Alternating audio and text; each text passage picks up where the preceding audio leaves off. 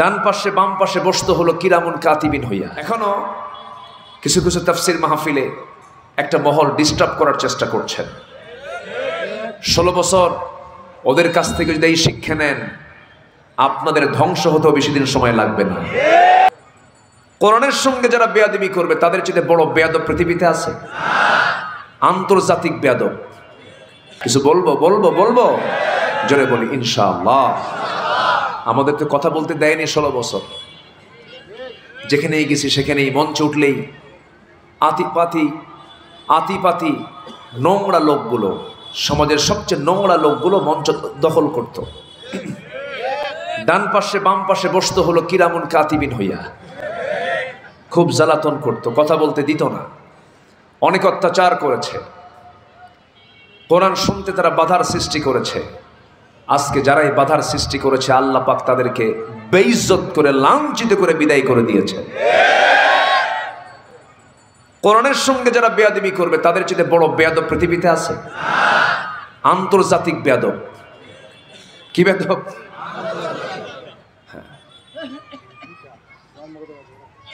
এত বেয়াদব মানুষ হয়, নোংরা। এখনো কিছু কিছু তাফসির মাহফিলে একটা মহল ডিস্টার্ব করার চেষ্টা করছেন। 16 বছর ওদের কাছ থেকে যদি এই শিক্ষা নেন, আপনাদের ধ্বংস হতেও বেশি দিন সময় লাগবে না। সেদিন নড়াইল একটা মাহফিল ছিল, আমি আলোচনা শুরু করেছি। 20 মিনিট যেতে না যেতেই একজন নেতা আসলেন, বললেন আমি খুব ব্যস্ত, একটু 2 মিনিট কথা বলবো। বলুন তো, কোরআনের আলোচনা ব্রেক দিয়ে ওই 2 মিনিটের কথা কি খুব জরুরি? বলেন জরুরি? এতটুকুন কমন সেন্স যে নেতৃবৃন্দের নাই, তারা তো নেতৃত্বের যোগ্যতাই রাখে না, তারা। আমি 26 বছর এই মাহফিল অঙ্গনে কথা বলি। আমি চেষ্টা করি যতটুকু ভারসাম্য রক্ষা করে, আল্লাহ যেমন করে কথা বলতে বলেছেন, অকুলু লিন্নাসি হুসনা, মানুষের সঙ্গে যখন কথা বলবে সুন্দর করে কথা বলবে, উত্তম কথা বলবে। ওমান আহসানু কওলাম মিম্মান দাআ ইলাল্লাহ। তা আমি এক পর্যায়ে বলে ফেলতে বাধ্য হলাম যে ভাই, একজন মেহমান আসছেন, তো 2 মিনিট উনি কথা বলবেন।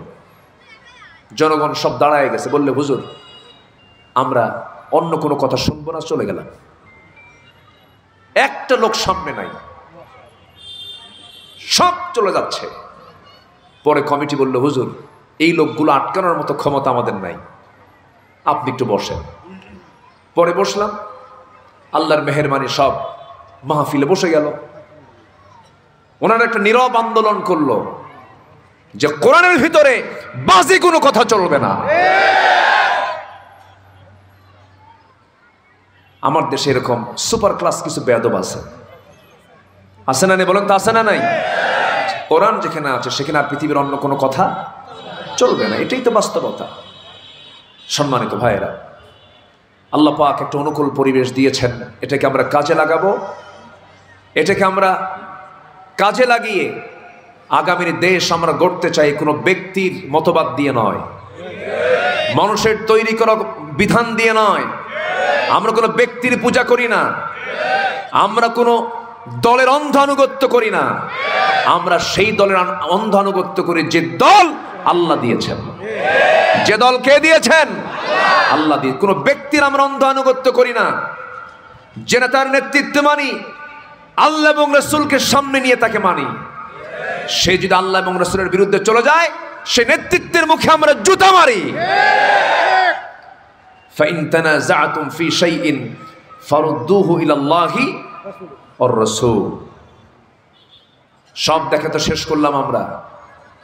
53-54 বছরে মদের ফ্যাক্টরি বানানো হয়েছে, সুদের কারবার তৈরি করা হয়েছে, জেনার লাইসেন্স দেওয়া হয়েছে, সেন্সর বোর্ডে নোংরা সিনেমা নাটকের অনুমোদন দেওয়া হয়েছে, সিনেপ্লেক্স তৈরি করা হয়েছে। এরপরে সুদের কারবারকে বৈধতা দেওয়া হয়েছে। সবকিছুই তো দেখলাম, কিন্তু আজ পর্যন্ত কোনো মুসলিম শাসক, তারা মুসলমান, জাহান্নাম থেকে বাঁচানোর জন্য ন্যূনতম নামাজের একটা আইন তারা সংসদে পাশ করতে পারেন নাই। এখান থেকে প্রতীয়মান হয় যারাই ছিলেন তারা কেউ আমাকে আপনাকে জাহান্নাম থেকে বাঁচানোর চিন্তা করে না। অতএব সব দেখা শেষ, আগামীর দেশ হবে কোরআনের দেশ। সব সরকার দেখা শেষ, আগামীর সরকার হবে কোরআনের সরকার, নামাজের সরকার। রাজি আছেন কারা কারা? হাত উঁচু করে দেখান মুসলমান।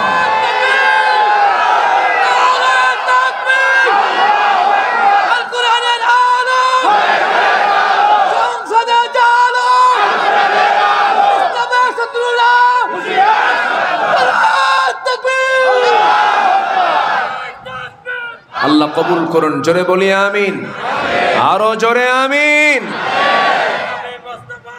আমাদেরকে বলে হুজুর রাজনীতির কোনো কথা বলবেন না, মানে ওরাও আকাম কুকাম করবে আর আমরা দোয়া করে দেব।